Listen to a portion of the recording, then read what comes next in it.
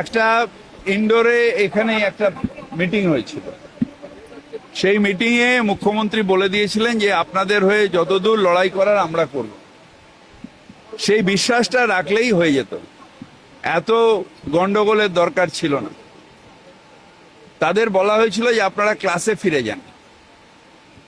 বেশিরভাগই মানুষ চলে গেছে, যারা টিভিতে মুখ দেখাতে যায় তারাই ওখানে বসে আছেন। বেশিরভাগই যারা যারা সেই সময়কার যারা যোগ্য, তারা এখন কিন্তু অনেকেই আছেন যারা বিভিন্ন স্কুলে ক্লাস করছেন।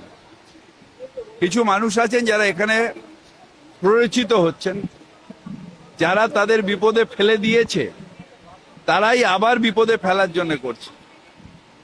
তার কারণ teacher is not to do revolution, teacher is to teach. যখন সুপ্রিম কোর্টে এই রিভিউ পিটিশন যাবে তখন নিশ্চিতভাবে বলা হবে এতগুলো স্টুডেন্টের শিক্ষা ব্যবস্থা বিঘ্ন হবে। কিন্তু তখন যদি কেউ প্রশ্ন তোলে যে শিক্ষকরা তো আন্দোলন করছে, শিক্ষায় তো যায়নি, তখন তাদের বিপদটা বেশি হবে। না না, ছুটি চললেই তাকে করতে হবে তা না। অনেক জায়গায় আছে যারা কোর্সের জন্য, অনেক স্কুল আছে যারা এখনো ক্লাস করছে, যাদের বিশেষ করে 11, 12 বা 9 ক্লাস করছে।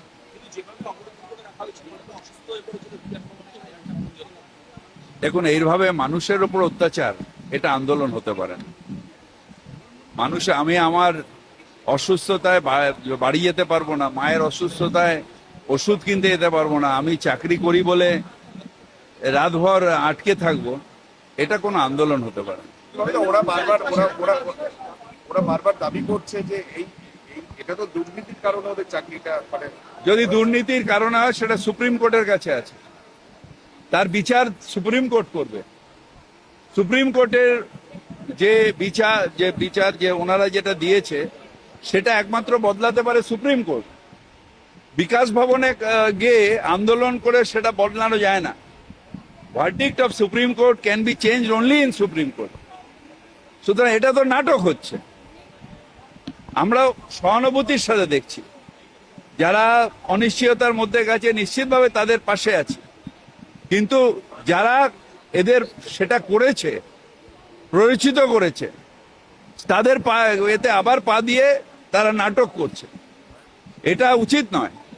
ওখানকার সাধারণ মানুষ, তাদের অ্যাম্বুলেন্স যাবে না, পাড়ার মানুষের অ্যাম্বুলেন্স যাবে না, পাড়ার মানুষ অফিসে যেতে পারবে না, সল্টলেক অবরুদ্ধ থাকবে। আমি নিজে কয়েকদিন ধরে পেছন দিক দিয়ে গিয়ে আমাকে ঘুরে গিয়ে পেছনের দরজা দিয়ে অফিসে ঢুকতে হচ্ছে, সামনে দিয়ে আমি অফিস যেতে পারছি না। পুরো 1 কিলোমিটার 2 কিলোমিটার ঘুরে গিয়ে অফিসে ঢুকতে হচ্ছে। এটা আন্দোলন হচ্ছে।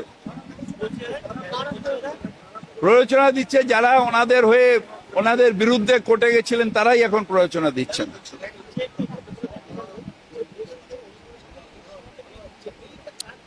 এইটা ভাই, এটা এখন এটা বলার সময় না, কারণ we are with Indian army.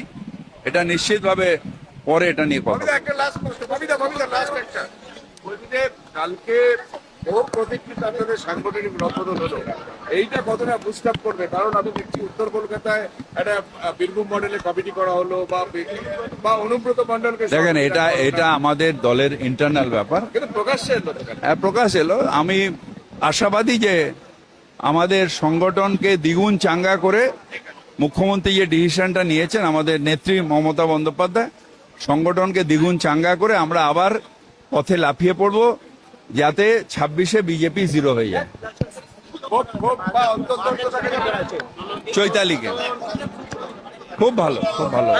Supreme court 25% দিতে বললো, দীপক কোথায়?